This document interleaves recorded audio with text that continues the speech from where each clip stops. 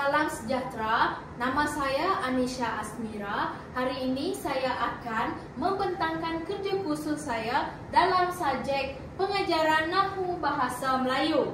Ini merupakan tajuk yang saya pilih, iaitu kaedah deduktif dalam pengajaran tata bahasa, dan saya memilih kata ganda. Seterusnya merupakan pengenalan. Tata bahasa merupakan asas penting dalam penguasaan bahasa Melayu kerana ia membolehkan pengguna membina ayat yang betul dan bermakna. Guru perlu bijak memilih kaedah yang sesuai agar pengajaran lebih berkesan dan disesuaikan dengan kemampuan murid. Seterusnya adalah merupakan kepentingan pengajaran tata bahasa. Tata bahasa bukan sekadar teori, tetapi kemahiran asas yang menghubungkan semua aspek bahasa, iaitu mendengar, bertutur, membaca dan menulis. Murid yang memahami tata bahasa akan dapat menggunakan bahasa dengan yakin dan betul dalam komunikasi harian mereka. Oleh itu, pengajaran tata bahasa perlu disampaikan melalui kaedah yang berkesan dan tersusun. Seterusnya adalah kepentingan pemilihan kaedah pengajaran. Tahap penguasaan murid tidak sama. Ada murid cepat memahami dan ada juga yang memerlukan penjelasan berulang kali. Kaedah pengajaran yang sesuai dapat meningkatkan minat, motivasi dan kefahaman murid terhadap bahasa Melayu.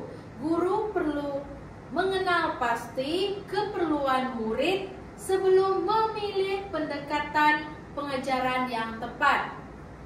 Seterusnya adalah konsep kaedah deduktif. Kaedah deduktif ialah pendekatan pengajaran yang bermula dengan penerangan peraturan oleh guru sebelum latihan dan aplikasi oleh murid. Sebagai contoh, guru menerangkan jenis kata ganda terlebih dahulu sebelum meminta murid membina ayat sendiri. Pendekatan ini menekankan struktur dan ketepatan konsep supaya murid memahami asas tata bahasa dengan jelas. Seterusnya adalah ciri-ciri kaedah deduktif. Kaedah ini berpusatkan guru tetapi tetap memberi ruang kepada latihan kendiri murid.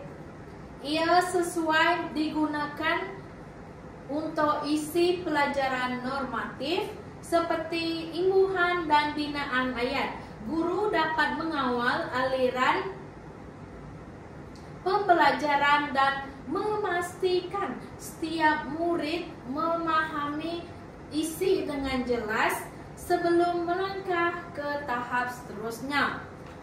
Seterusnya adalah kelebihan kaedah deduktif. Antara kelebihannya ialah penyampaian pelajaran yang jelas dan sistematik.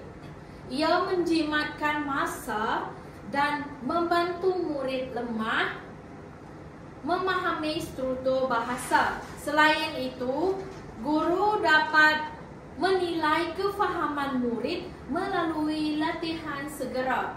Penggunaan teknologi digital seperti Kahoot menjadikan PDPC lebih interaktif walaupun berpusatkan guru. Slide seterusnya adalah kekurangan kaedah deduktif. Walaupun berkesan, kaedah ini ada kelemahan juga. Jika digunakan secara berlebihan, murid mungkin menjadi pasif dan hilang minat untuk belajar. Oleh itu, guru perlu menambahkan elemen permainan bahasa perbincangan kumpulan, dan tugasan kreatif untuk mengekalkan minat murid sepanjang PDPC. Dan slide seterusnya adalah kaedah deduktif mengikut tahap penguasaan murid. Kaedah deduktif boleh disesuaikan mengikut tahap murid, yaitu dari tahap rendah. Murid tahap rendah memerlukan penerangan mudah dan contoh visual, dan murid tahap sederhana boleh dilatih melalui aktiviti kumpulan dan teks pendek, dan murid tahap tinggi pula sesuai dengan aktiviti analisis dan aplikasi kreatif. Penyesuaian ini memastikan semua murid mendapat manfaat yang seimbang. Seterusnya merupakan contoh aktiviti pengajaran. Sebagai contoh, dalam topik kata ganda, guru boleh menanyakan gambar, memberi penerangan, dan menjalankan latihan berpandu.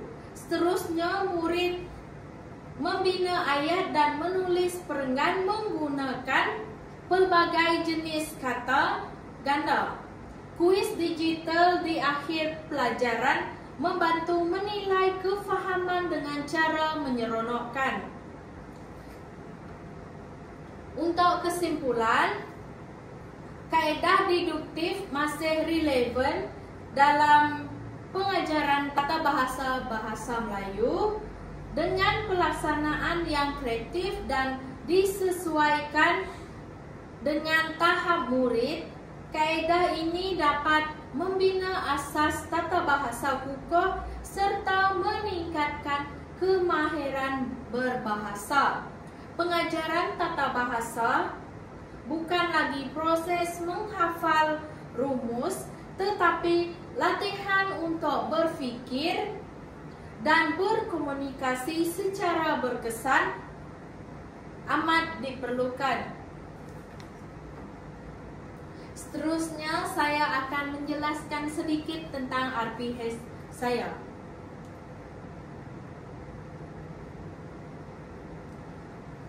Ini merupakan RPH yang telah saya buat.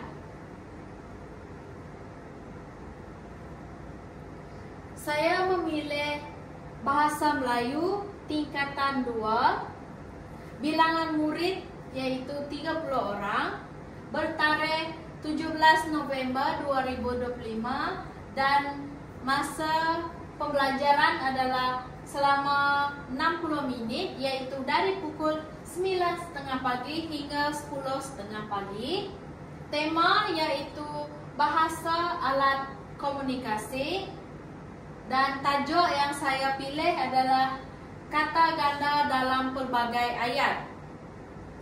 Fokus atau kaedah yang saya pilih adalah kaedah deduktif, dan untuk standard kandungan yaitu 5.2, memahami dan menggunakan kata ganda dalam pelbagai ayat.